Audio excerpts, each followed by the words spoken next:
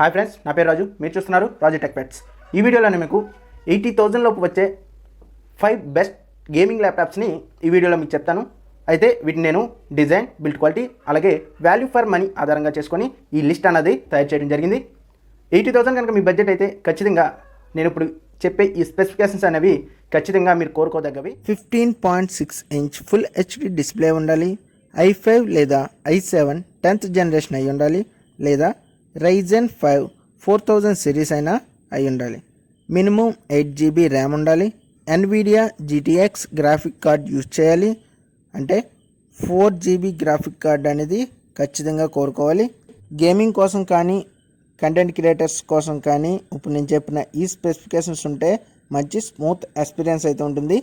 ఈ స్పెసిఫికేషన్స్ అనేవి సరిపోతాయి.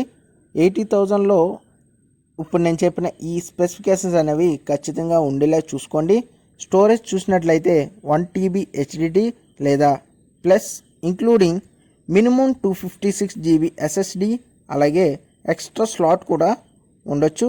అలాగే హై రిఫ్రెష్ రేట్ డిస్ప్లే ఉండాలి.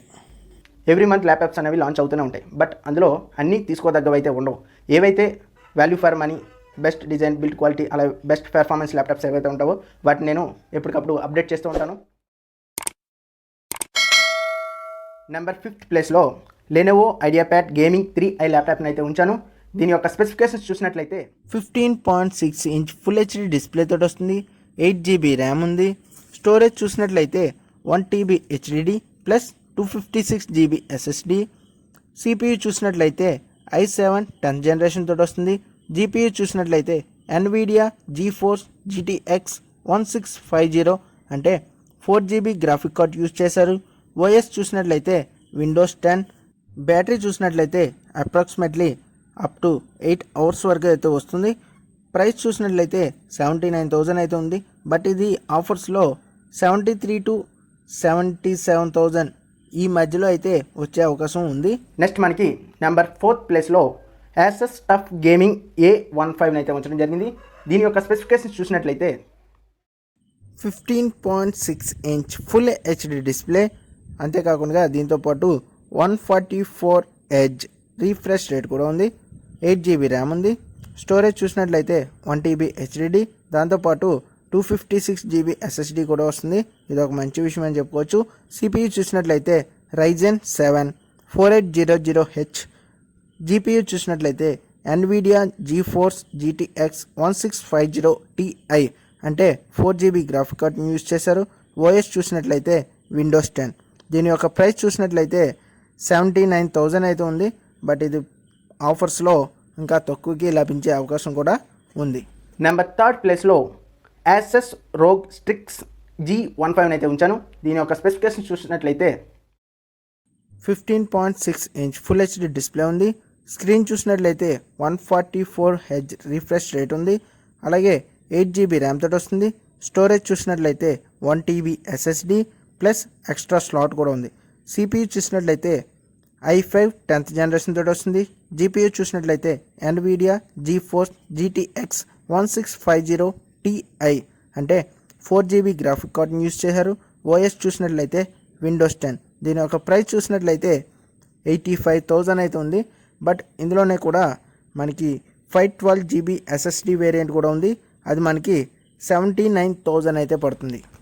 నెంబర్ 2nd ప్లేస్లో HP Omen ల్యాప్టాప్ని అయితే ఉంచాను. దీని యొక్క స్పెసిఫికేషన్స్ చూసినట్లయితే 15.6 ఇంచ్ ఫుల్ హెచ్డి డిస్ప్లే తోటి వస్తుంది. స్క్రీన్ చూసినట్లయితే 144 Hz రిఫ్రెష్ రేట్ ఉంది. 8 GB ర్యామ్ తోటి వస్తుంది.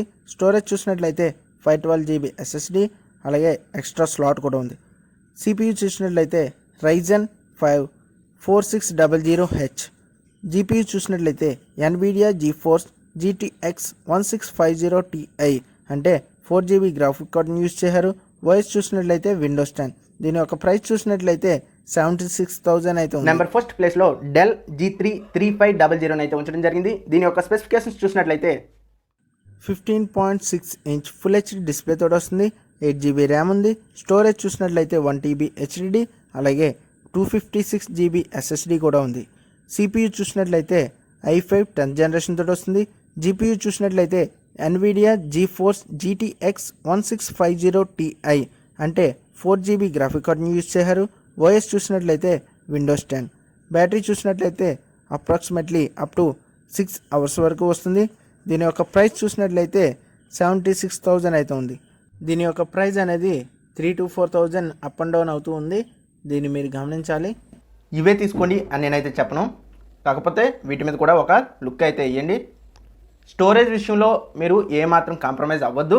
ఖచ్చితంగా మినిమం 1 TB స్టోరేజ్ ఉండేటట్లు చూసుకోండి. అండర్ 50,000లో టాప్ 5 బెస్ట్ ల్యాప్టాప్స్ని సెలెక్ట్ చేసి ఒక వీడియో అయితే చేశాను. ఆ వీడియో మీరు చూడకపోతే కింద డిస్క్రిప్షన్లో లింక్ అయితే ఇచ్చాను, అక్కడ నుంచి మీరు చూడొచ్చు. ఈ వీడియో మీకు నచ్చినట్లయితే లైక్ చేయండి, షేర్ చేయండి. అన్నిటికన్నా ముందు నా ఛానల్ సబ్స్క్రైబ్ చేసుకోండి. సబ్స్క్రైబ్ చేసుకోవడం ద్వారా నేను పెట్టే అప్డేట్స్ మిస్ అవ్వకుండా మీరు చూడగలుగుతారు.